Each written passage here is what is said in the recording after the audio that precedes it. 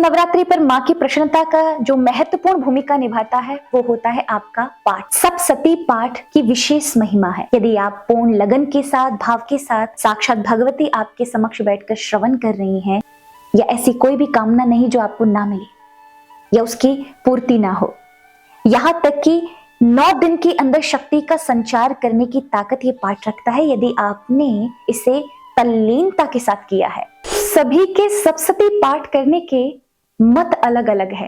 कोई वाराही तंत्र के उपयोग से करता है, कोई शिव तंत्र के उपयोग से करता है, कोई अपने गुरुओं के माध्यम से बताए हुए मार्ग से सप्तशती का पाठ करता है, या फिर विद्वानों ने जो हमें बताया है मार्ग, उस मार्ग के माध्यम से। जब भी सप्तशती पाठ करें, आप इस बात का विशेष ध्यान रखें, सप्तशती किताब हमेशा गीता प्रेस गोरखपुर की ही लें, क्योंकि उसी के अंदर पाठ की विधि भी है और पाठ में किन किन चीजों का हमें उपयोग करना चाहिए उसका भी विशेष वर्णन है। पाठ कभी भी ज्यादा उच्च स्वर में, बहुत जल्दबाजी में ना करें, हमेशा मध्यम गति होनी चाहिए। जिस तरह से अभी मैं अपनी वाणी का प्रयोग कर रही हूँ, ये मध्यम गति है। ना अत्यधिक धीमे पढ़ें कि आपको भी सुनाई ना दे। कई बार लोग मन ही मन में पढ़ते हैं, वो भी पाठ लगता नहीं है। हमेशा अच्छे से पढ़ें, एकदम रीढ़ की हड्डी सीधी होनी चाहिए। अगर आपको लगता है कि आप उतनी देर बैठ नहीं पा रहे हैं, तो थोड़ा सा विराम ले लें। माँ भगवती तो सब जानती है। आप थोड़ी सी पीठ सीधी कर लें, उसके तुरंत उपरांत फिर बैठ जाएं, लेकिन उस समय कोई बातचीत किसी से नहीं करनी है। इस बात का ध्यान रखें कि आप किसी अन्य कार्य में संलग्न नहीं होंगे।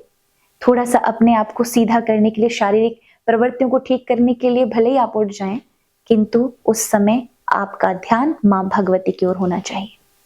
तो इस तरह से इस नियम का भी आप पालन कर सकते हैं।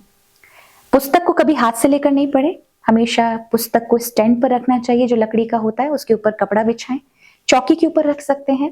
पुस्तक जब भी खोलें, पहले गंगा जल का या जल का छिड़काव करें, हल्का सा उस पर कुमकुम लगाएं और चंदन लगाएं। हो सके अक्षत और आरती उतार के, माँ भगवती मैं आपकी प्रसन्नता के लिए आपका ये दिव्य पाठ करने जा रहा हूं या जा रही हूं, मुझ पर कृपा करिएगा। इससे अगर त्रुटि बन जाए तो उस त्रुटि पर आप ध्यान मत दीजिएगा, क्योंकि जैसे तोतली भाषा को माँ समझ जाती है, मेरे द्वारा भी उल्टी सीधी अगर कहीं कोई विधि बिगड़ भी जाती है तो आप माँ हैं, मुझे क्षमा करें और अपनी करुणा मुझ पर बरसाएं। इस भाव से पाठ को खोलेंगे।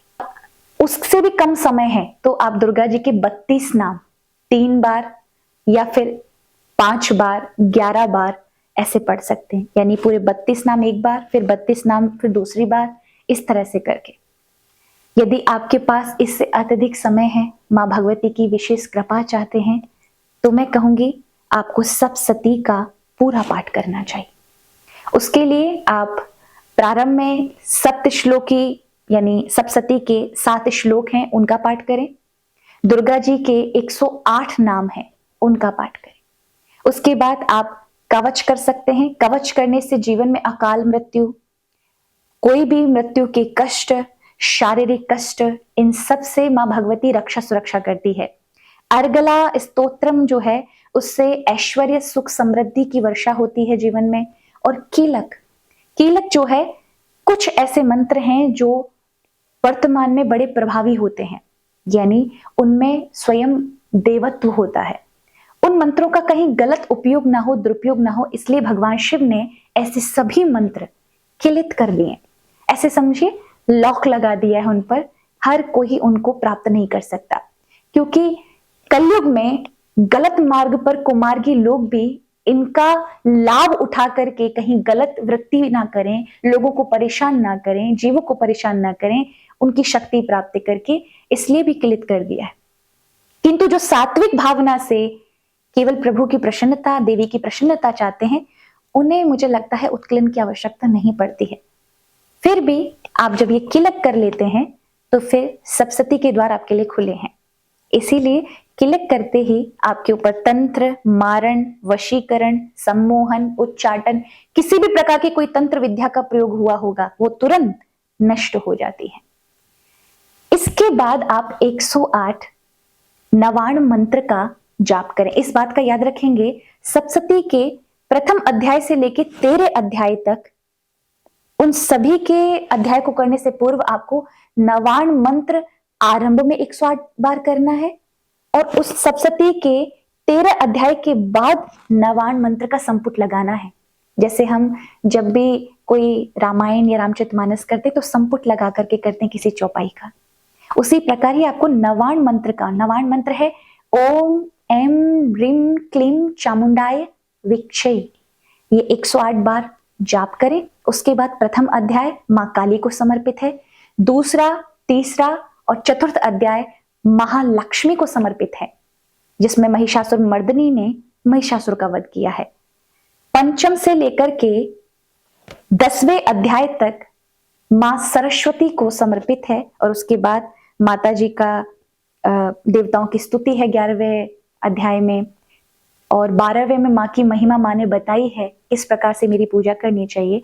और 13वें अध्याय के अंतर्गत जो इस कथा को मां की महिमा पराक्रम सुन रहे हैं, उन दोनों राजा और बनिए पर मां भगवती ने कृपा की। एक को मोक्ष चाहिए था, उसे मोक्ष की प्राप्ति हुई, एक को संसार का अतुल्य सुख चाहिए था, उसको अतुल्य सुख की प्राप्ति हुई। तो इस प्रकार से ये 13 अध्याय हैं और 13 अध्याय मां को समर्पित हैं।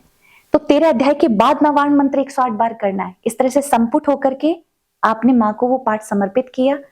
उसके बाद 3 रहस्य पढ़ने हैं, क्षमा याचना करनी है मां को, सिद्ध कुंज का स्तोत्र का पाठ करना है। नहीं पढ़ पाते पूरा पाठ तो उसके लिए आप प्रतिदिन कवच करेंगे, अर्गला स्तोत्रम करेंगे, कीलक पढ़ेंगे और उसके उपरांत पहले दिन आप मां काली का पाठ करेंगे, यानी प्रथम अध्याय पहले दिन करें। यदि आप एक एक दिन करके पढ़ना चाहते हैं, उसकी विधि बता रही कि प्रथम दिन आपको तीनों आरंभ के करने, कवच करना है, अर्गला और कीलक करना है।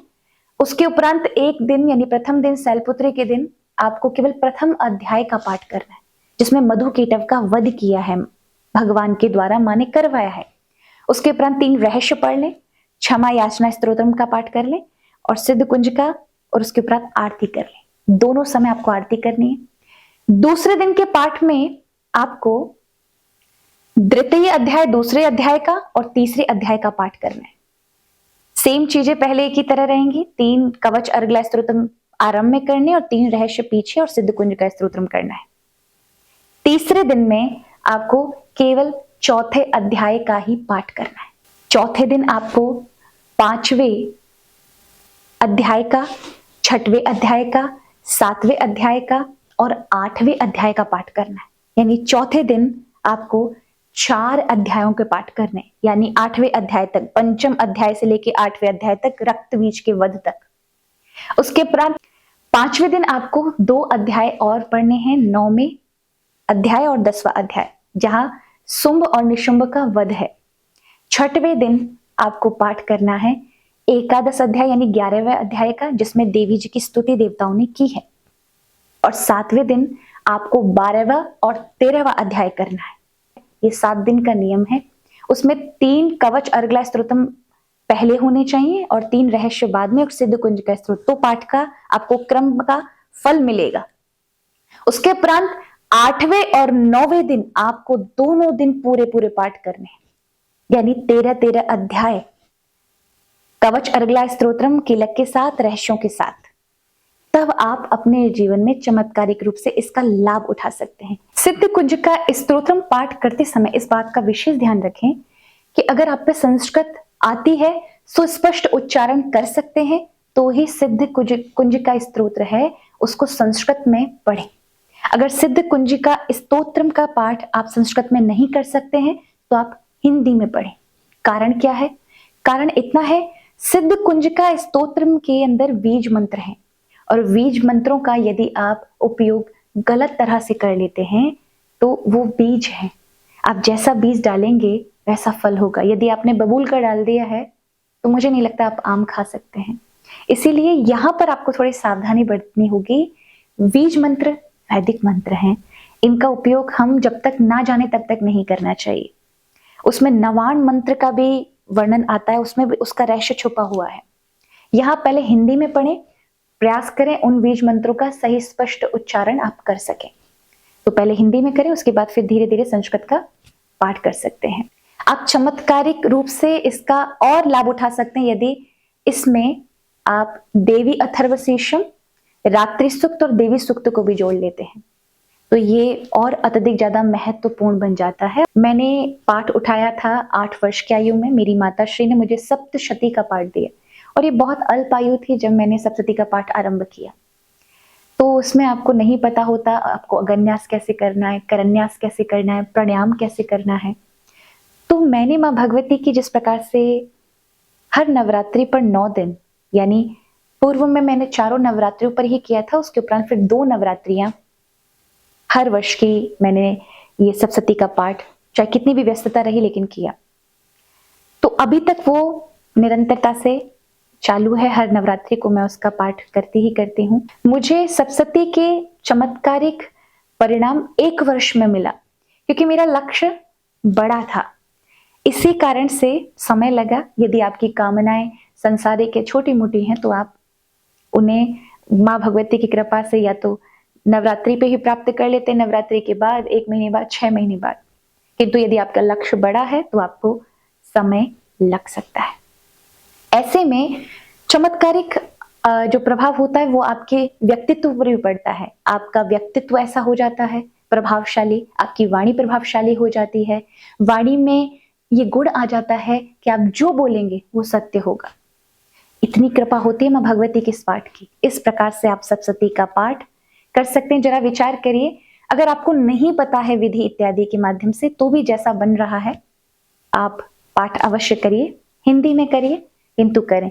जब हमारी यही चीजें विदेशों में जाकर के उन विदेशियों को, फॉरेन कंट्रीज के जितने भी फॉरेनर हैं उनको नहीं पता किस तरह से प्राणायाम करना चाहिए, किस तरह से अगन्यास करन्यास करना है, किंतु उन पर भी इन सभी मंत्रों का असर हो सकता है। तो आप तो ऋषियों की संतान हैं,